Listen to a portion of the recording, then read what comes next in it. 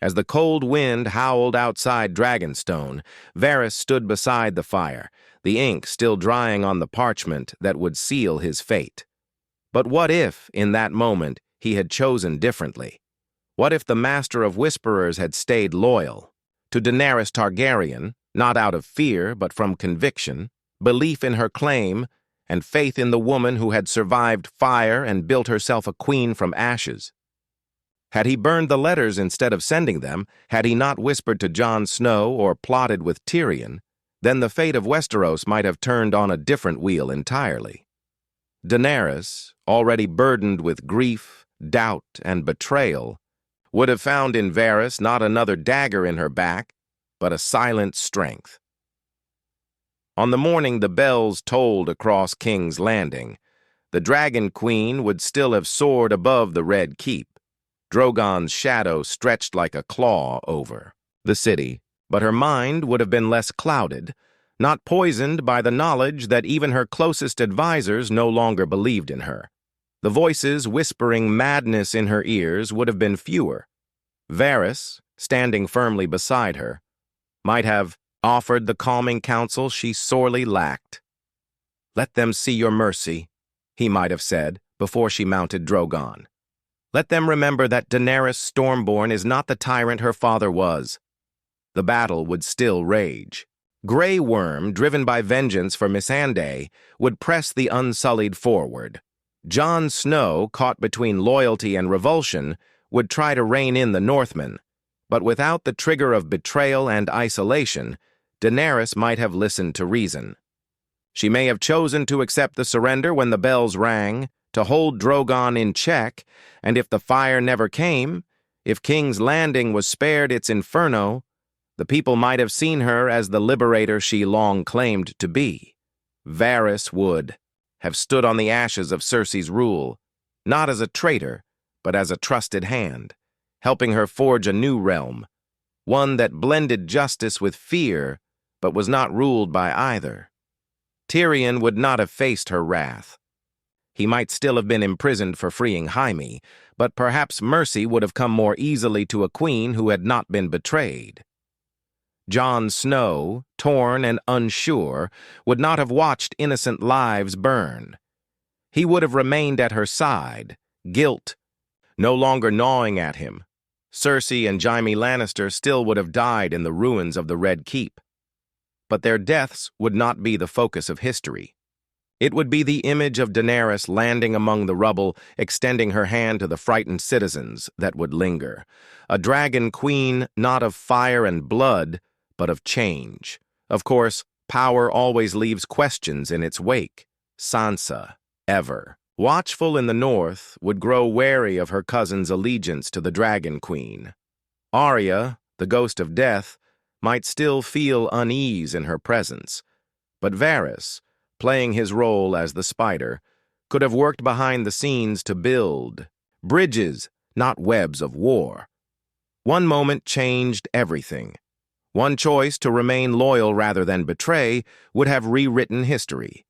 And Daenerys Targaryen, the breaker of chains, might not have become the Queen of Ashes. In the days that followed the fall of King's Landing, the Red Keep stood as a wounded monument to what had been. Its jagged towers pierced the smoke-choked sky. But there was no firestorm to sweep through the streets. The bells had rung and Daenerys had listened. No wildfire had erupted. No innocent blood boiled in the streets. Instead, Drogon's wings beat overhead as a symbol of power, not terror. The small folk emerged from cellars and ruins, frightened but alive. The Queen's army stood victorious, not bathed in ash, but draped in uneasy silence. There was no cheer, but also no hatred burning in the eyes of the survivors. Varys watched all this unfold with guarded hope. He moved swiftly through the halls of the ruined keep, advising commanders, negotiating surrenders, and tempering Grey Worm's thirst for vengeance. He reminded Daenerys, gently but firmly, of the legacy she once dreamed of, the one built not on fear, but on justice. Daenerys herself was still fragile, straining under the weight of every loss. Jorah, Missandei, regal. She stood in the throne room one morning, gazing at the empty iron dais, her fingers hovering just short of it. "Why do I feel nothing?" she asked. Varys was beside her. "Because you haven't taken it for yourself. You've earned it, but now you must choose what to do with that power. How you use it will determine how they remember you." She did not sit on the Iron Throne that day. Not yet. Jon Snow, meanwhile, was silent in his victory.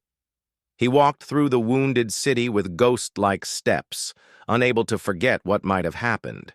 He had prepared to die trying to stop her, yet she had stopped herself. It unsettled him more than if she had gone mad. Their reunion was quiet and complicated. She looked at him not as a lover, but as someone she feared would always see her as dangerous. But Jon, haunted by what almost was, felt something shift inside him. A sliver of faith rekindled. "I saw what you could have done," he said, "and you didn't. That matters." Tyrion, still held for his betrayal in freeing Jaime, awaited judgment. But it never came. Daenerys visited his cell alone, and instead of sentencing him, she listened. He wept openly as he spoke of Cersei and Jaime dying together beneath rubble, of the choices that had led him here. "I failed you," he admitted. "Everyone does," she said quietly. "That's what makes forgiveness matter." Varys had whispered to her beforehand. "Show them a different way. Start here, with Tyrion." And so she did. She offered Tyrion his freedom, but not his title. Not yet. He would have to earn it again. The council began to form, not one of lords and sycophants, but of hard-earned survivors. Davos Seaworth, Samwell Tarly, Yara Greyjoy, Brienne of Tarth, even Sir Podrick. Each brought their loyalty not just to the crown, but to the hope that Westeros could be rebuilt, not just ruled. In the north, Sansa sent wary ravens. She demanded the North's independence, reminding them of centuries of separation. Varys urged Daenerys not to refuse outright, but to offer an audience. "Listen before you decide," he said. "Conquerors do not listen, but rulers must." And so she agreed. An invitation was sent to Winterfell. The stage for the next choice was set, but elsewhere darker forces stirred. Some still whispered that a Targaryen on the throne meant doom. Discontent festered in secret rooms. Aegon's claim, though unspoken, remained a shadow hanging above Jon. There were those who saw him as the safer bet, especially now that Daenerys seemed more stable. The wheel had not yet broken, but it was no longer turning as it once did. Winterfell's great hall was colder than ever when Daenerys Targaryen arrived. The North had never been warm to southern rulers, and even with Jon Snow riding at her side, suspicion clung to every stone. Sansa Stark greeted her with the same wary poise she had once worn during the days of the Lannisters, regal, guarded, and absolutely unbending. "You've come to take our freedom," Sansa said plainly during the first private meeting. "I've come to earn your trust," Daenerys replied. Varys was there too, standing slightly behind the queen but watching every word, every twitch of tension in the Stark girl's jaw. He had warned Daenerys not to issue commands here. "Speak as an equal, not as a conqueror." Daenerys chose her words carefully. "The North has known nothing but war, fire and famine. I want to give it peace. If independence is the price of that peace, let us speak honestly about what it means. For your people, and for the rest of the realm." Sansa blinked, caught off guard by the lack of demand. Jon stepped in then, not as a shield for either woman, but as a bridge. "There's no peace if it's only for the North," he said. "And there's no unity if people are forced into it. We have to build something better, together." The negotiations took days. Arguments stretched late into the candlelit nights. Gendry, now Lord of Storm's End, arrived at Daenerys's requests to advocate for southern houses. Tyrion, his title still withheld, was brought up to offer insight into Westerosi governance. Brienne stood close to Sansa, offering strength, but even she could see the change in the Queen's manner. Varys orchestrated the quiet diplomacy, arranging dinners, softening language in the scrolls, ensuring that Samwell's reforms for fair taxation and rebuilding reached everyone's ears.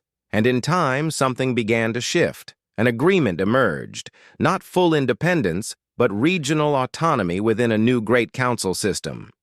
The North would rule itself in all local matters, but stand allied with the realm under a queen who promised not to rule by fear. A system of rotating councils was proposed, giving voice to every region. It wasn't perfect, but it was a start. Sansa gave her reluctant blessing. So long as the North remains free to rule itself, I will not oppose your crown. But even as the ink dried on the new charter, word reached them from the West. A surviving Lannister loyalist, Sir Lannet Hogg, had raised a banner in Casterly Rock, refusing to bend the knee. He declared Daenerys a foreign usurper and named Jon Snow as the rightful king. The claim rippled like wildfire through the kingdom. Jon tried to denounce it immediately, but the trouble was that he could not deny the truth of his blood. He was Aegon Targaryen, true-born of Rhaegar. Some, like the disaffected Reach houses and a handful of old Targaryen loyalists, saw it as destiny. Daenerys summoned Jon to her tent the night the message arrived. She sat in silence, the flickering torchlight dancing across her silver hair. "I know you didn't ask for this," she said quietly. "I don't want it," Jon replied, his voice tight. "I never did. But they will push you toward it, not because they love you, but because they fear me." Varys had feared this day. Even with Daenerys tempered by mercy and wisdom, the realm's hunger for a male heir, a proper king, was too deeply embedded. And while Varys believed Jon had no desire for power, he also knew others would wield him like a sword if it served their cause. "I'll go," Jon said. "To Casterly Rock. I'll put down this rebellion myself and swear my loyalty to you, before the realm." But Varys, listening outside the flap of the tent, knew that this journey would test everything they had built. Jon was not a man who sought the throne, but neither was Rhaegar, and look what came of him. As the queen stared into the fire, Varys stepped inside. "If you send him," he said, "make sure you're ready for the realm to see him as more than a sword. The moment he draws blood in your name, he becomes a king in theirs." Daenerys said nothing. The dragon within her stirred, but it had not yet risen, and in the dark halls of Casterly Rock, the loyalists sharpened their blades and fanned the old flames of rebellion. The journey west to Casterly Rock was a grim one. Jon rode at the head of a small host, northern bannermen, a few unsullied, and Davos Seaworth as his right hand, not as a king, but as a symbol of peace. Still, the whispers grew louder the farther they rode from Winterfell. Farmers knelt before him, not Daenerys. Blacksmiths offered him swords for the one true king. Jon silenced them all. "I serve Queen Daenerys Stormborn," he said again and again. Yet the North remembers, and so does the West. In Dragonstone, Daenerys watched his progress with tightening fists. Varys remained by her side, but he could see the strain. Tyrion, too, had noticed the shift in Jon's reception across the realm, and he broached the subject carefully. "You're not losing the realm, Your Grace," Tyrion said. "But Jon, he inspires loyalty, not by design. That's what makes him dangerous." "He inspires doubt," Daenerys muttered. "No," Varys corrected gently. "He inspires hope. The realm does not fear him." That was the problem. Fear kept the lords in line.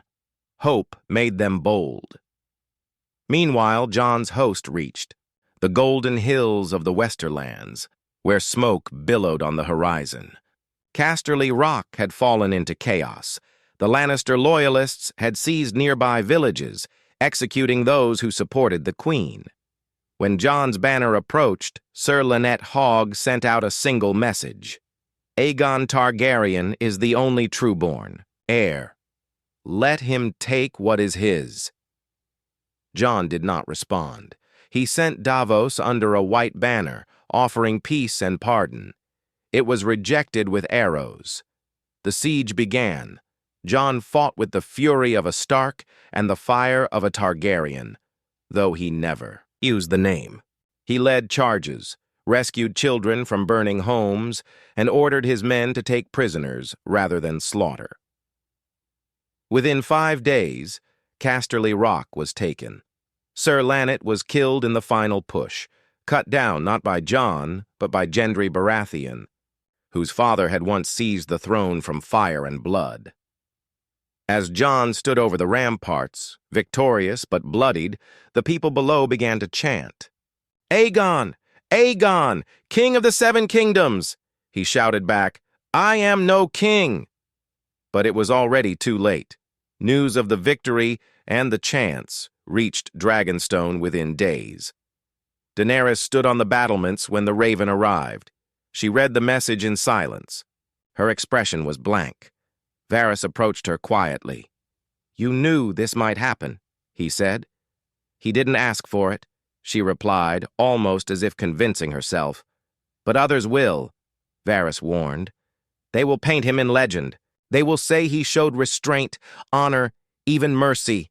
They will ask why he is not sitting on the throne instead of you." "And what would you have me do?" she snapped. "Burn him? Declare him a traitor? Turn the realm against him?" "No," said Varys. "I would have you trust him, because if you don't, the choice will be made for you." Daenerys said nothing. That night, she did not sleep. She wandered the halls of Dragonstone alone, barefoot on the cold black stone, listening to the wind howl across the cliffs. Tyrion found her by the fire hours later. "You can marry him?" he suggested. She turned slowly, uncertain whether to be furious or afraid. "Unite the bloodlines. Unite the claims. Make the realm. See that there is no division between the two of you. If you fear he'll be used against you, bind him to you, as queen and consort. And if he refuses, then at least you offered peace before choosing war." By morning, a raven was sent. Jon Snow, fresh from a battlefield, received it. In Casterly Rock, it was short and simple. "Come home. We must speak of what comes next." Jon knew the journey back would not be just another ride. It would be a reckoning, and in the shadows of the capital, new conspiracies began to brew. Old powers were waking. Not all who survived the fire were silent. Jon returned to Dragonstone under gray skies, the sea thrashing violently against the black cliffs. The journey had been quiet, but the tension had settled deep in his bones. He had seen the realm's reaction with his own eyes. His name, Aegon Targaryen, was no longer a whisper. It had become a rallying cry. Daenerys awaited him alone in the throne room, where the light from the narrow windows cast long shadows across the stone floor.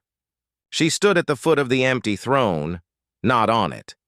Jon approached with steady steps, uncertain whether he would find love, judgment, or something colder in her eyes.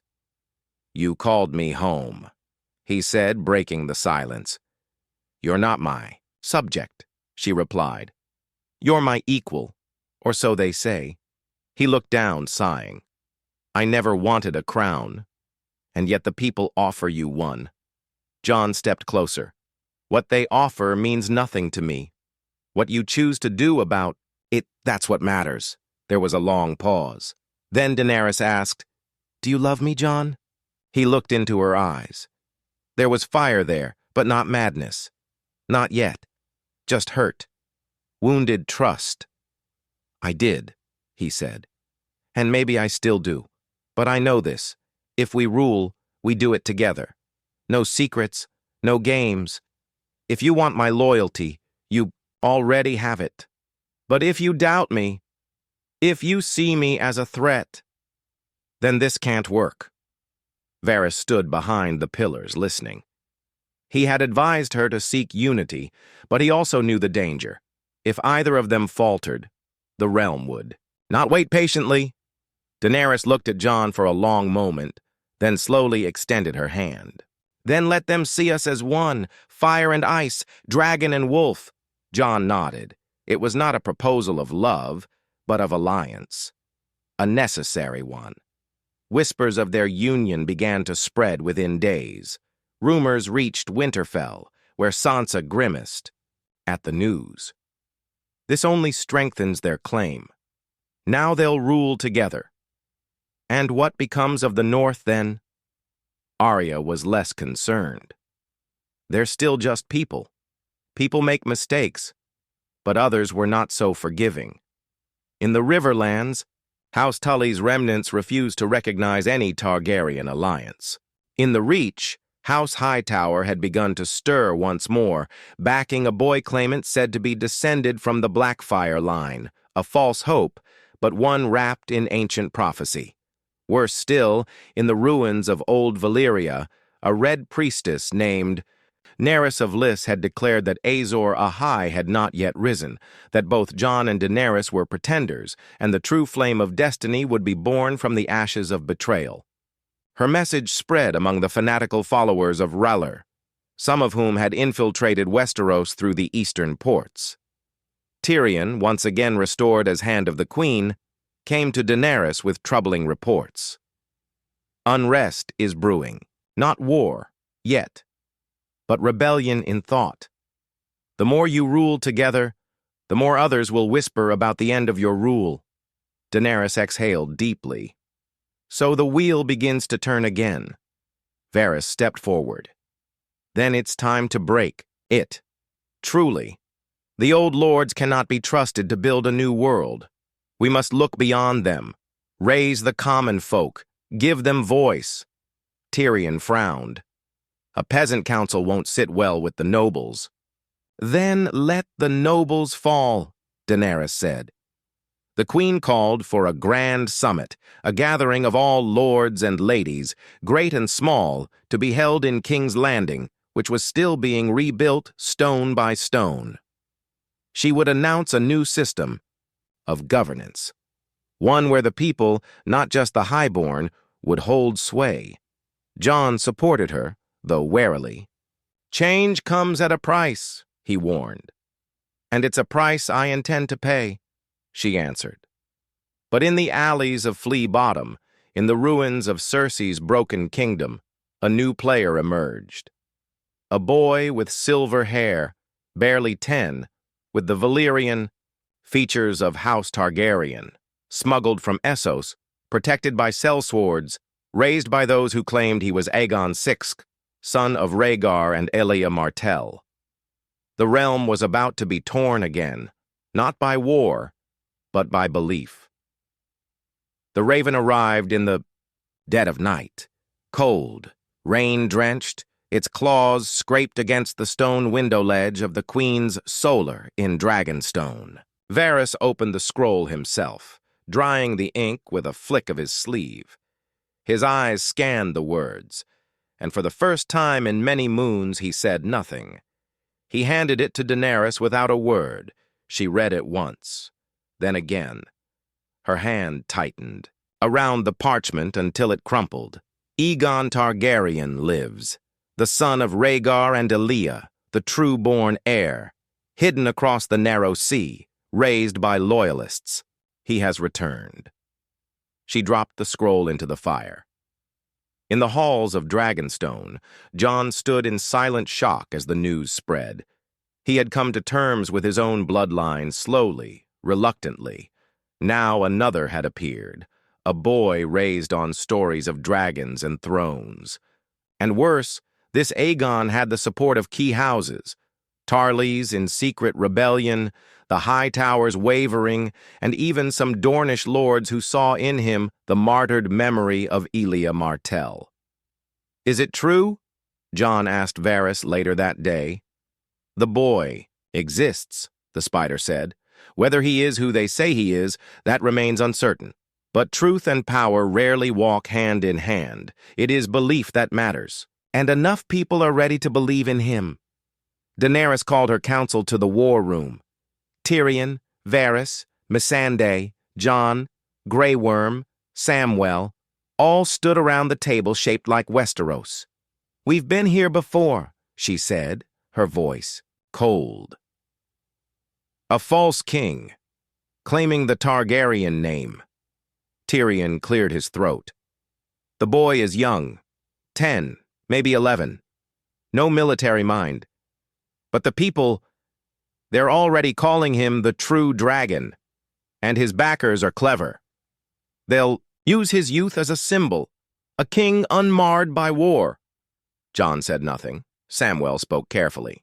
"If he's real, he's kin, a child. He could be brought in, raised by you, protected, not used." Grey Worm bristled. "He is a threat, that is all." But Daenerys remained still. Her eyes locked onto Jon. "You were never a threat to—" "Me," she said, "because you never wanted the throne. But this boy, he's different. His life could destroy everything we've built." Varys hesitated. "There is another way." Everyone turned. "Invite him. Not for war, but for alliance. Acknowledge the blood tie. Name him heir one day, if need be. Or ward of the realm. That will fracture his support. The lords don't want peace. They want power. Deny them the war they crave." Tyrion nodded slowly. "Offer peace first. If it's refused, then at least we tried." Reluctantly, Daenerys agreed. A raven was sent to Storm's End, where the boy had been taken under Baratheon protection. Gendry, caught between duty and blood, agreed to host the parley.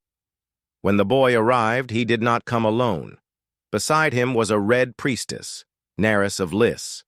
Clad in crimson robes, her voice smooth as smoke, she claimed visions, prophecies, and flame-born truth. "He is the prince that was promised," she declared. "Not the breaker of chains, but the restorer of fire." The summit at Storm's End was tense. Daenerys met the boy beneath the shadow of the ancient keep. He looked at her with awe, not defiance. She saw no malice, only the reflection of what she once had been. A child of destiny, raised for a throne. "I don't want war," the boy said, "but I won't be hidden again." Daenerys knelt before him. The council gasped. Even Jon stared, unmoving. "You are Targaryen," she said, "and you will have a place in the world we're building, but not as king. Not yet."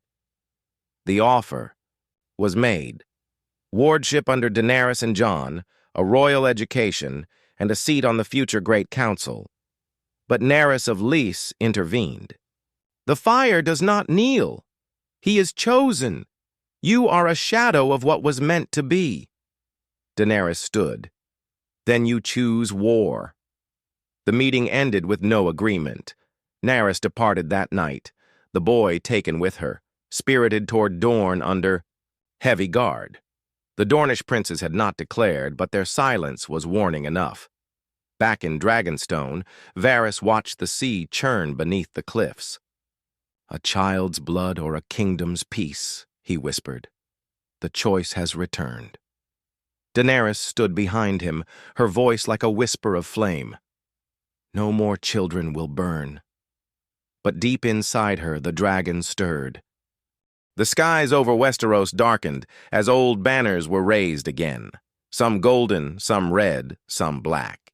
In Dorne, Daenerys of Lys had taken root, stoking ancient grudges and lighting them with prophecy.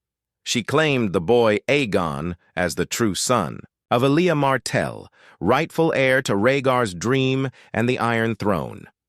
Whether he truly was that child mattered little now. The lords of Sunspear and the salt-ruled coast had chosen to believe it. In the capital, Daenerys stood before a gathering of the small council. Jon sat to her right, Tyrion to her left. Behind them, Grey Worm stood silently. Varys, though no, longer whispering treason had grown increasingly withdrawn, his eyes always distant, watching something only he could see. "The Dornish have declared him king," Tyrion said. "Quietly, but with coin, ships, and men. And the Reach is split. Tarly gold fuels both sides." "And the North?" Daenerys asked. Sansa had responded to their letter with political grace, but no clear commitment. "Winterfell remembers it's dead," she wrote. "We do not bleed easily for crowns anymore." Jon looked troubled. "They won't fight against me, but they may not fight for you either. Not unless we give them something greater than a throne to believe in." Tyrion leaned forward. "Then we must shift the war before it begins. Not to blood, but to hearts. We use the Great Council." Daenerys nodded. The plan she had once conceived now became necessity. A convocation of lords, ladies, and representatives, rich and poor alike, was summoned to King's Landing, a council that would decide the shape of the realm. It was a gamble, but perhaps the last one left. In preparation, Daenerys traveled the realm, not as a conqueror on dragonback, but as a ruler on foot. She walked the markets of Gulltown. She spoke with fishermen in the arbor. She broke bread with miners in the Vale. Jon followed, silent at first, then engaged. Together, they showed the people a different kind of monarch, not removed, but present. Aegon, meanwhile, remained cloistered behind Nerys's veil of fire and fate. The Red Priestess took him from castle to castle, each one proclaiming him a God King, a boy reborn. He was no longer simply a claimant. He had become a symbol, wrapped in myth. And myth, Varys feared, was harder to kill than men. On the eve of the Great Council, Dragonstone's war room was quiet. The map was littered with markers, hostile, neutral, uncertain. "If the vote turns against you," Tyrion asked carefully, "what will you do?" Daenerys didn't flinch. "Then I will abide by it." "You would give up the crown?" "I never wanted the Iron Throne for its own sake," she said, "only for what I could do with it. If the council can carry that work forward, then I've won, even if I'm not queen." Varys exhaled sharply, surprised. "Then perhaps you truly are the one who breaks the wheel." The day came. The Red Keep's throne room had been partially restored, though the Iron Throne itself remained shattered, a deliberate choice. The council gathered in concentric circles, lords of the realm, merchants of power, scholars, warriors, septons, even a few chosen small folk.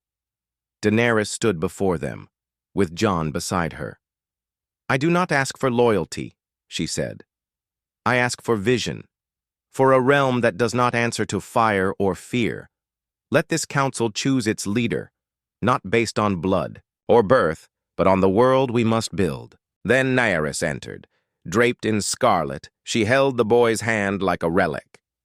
"Blood is the only truth," she declared, "and he is the last truth of Valyria. You cannot vote against fire." But fire had changed. It now stood clothed in humility beside the queen who once might have burned it all. Debate roared for hours.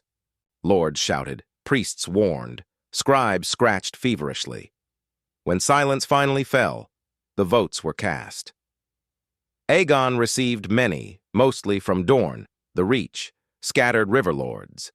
But Daenerys received more, and then Jon Snow, who had not asked, did not speak and had not raised a single banner, received the second highest count. He looked at Daenerys in alarm, but she turned to him and smiled.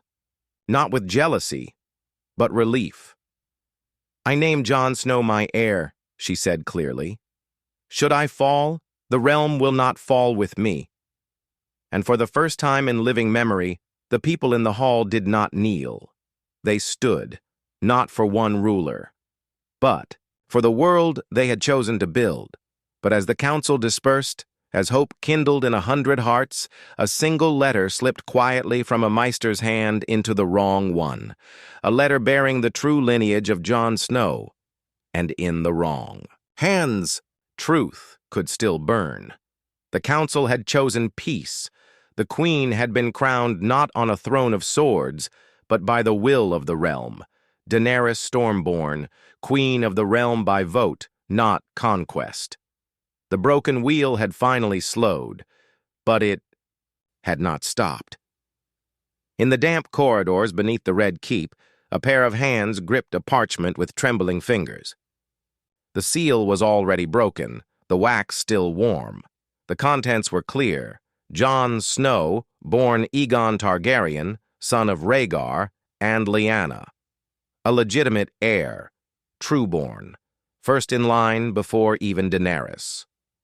The hands belonged to Lord Wex of House Harlaw, a minor Westerlands noble with a proud crest and little else to his name. He had once supported Daenerys, but had watched his influence wane as power shifted toward new blood.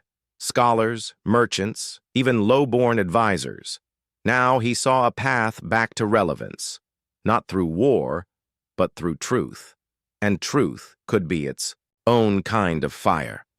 By nightfall, copies of the letter had spread, first to a few skeptical lords, then to whispers in the streets. "The queen is a usurper," some began to say. "She defies the laws of gods and men." And in a realm so long governed by blood, even a new world had old veins running through it. Jon heard the news first from Varys. "The truth always finds its way," the spider said. "Even when we bury it with the best intentions." Jon's face was stone. "I don't want the crown. I never did." "But now people will demand it," Varys replied.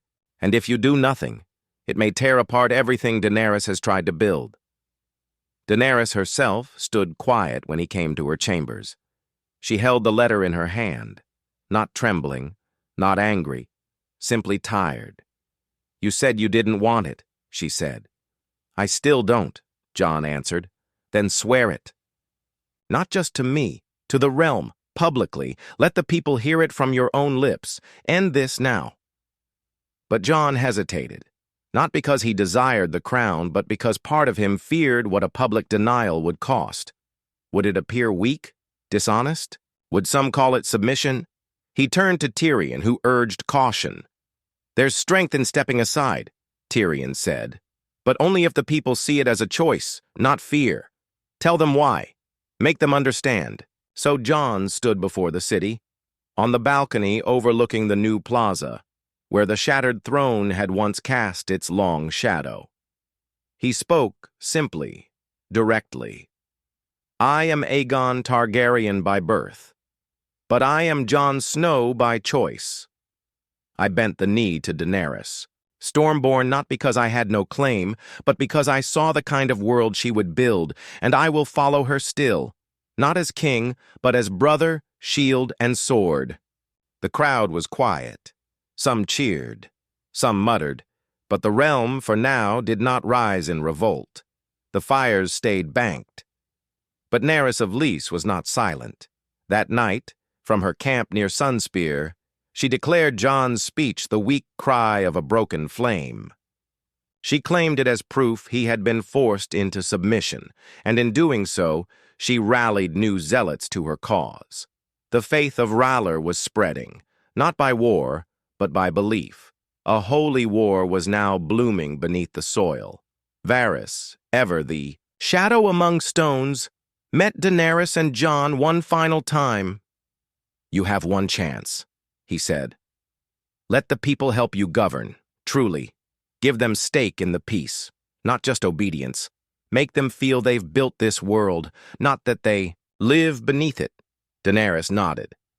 "The Great Council must become permanent, not a ceremony. A governing body, chosen not by blood but by merit." "Even small folk?" Jon asked. "Especially small folk," Daenerys said. "They bled for every crown we've ever worn." And so it began. A quiet revolution. A council of rotating members. Positions granted through service, not blood. Land grants for the small folk. A new seat of learning in Old Town, rebuilt by Samwell Tarly and scholars from all corners. Laws rewritten, tithes rebalanced. Dorne was offered. Autonomy in exchange for peace, most accepted. But not all. Daenerys fled with the boy Aegon when Dornish support fractured. Some said they vanished into the east, others claimed they died at sea. But rumors lingered that the boy still lived, hidden, waiting. Years passed. The queen ruled. Jon remained at her side, refusing all titles, taking only the mantle of lord. Commander of the Queen's Guard. Varys faded from public view. Tyrion rebuilt King's Landing with stone and reason, and in the end, no songs were sung of fire or madness, only of peace, earned, not inherited, because Varys had never betrayed her, and that changed everything.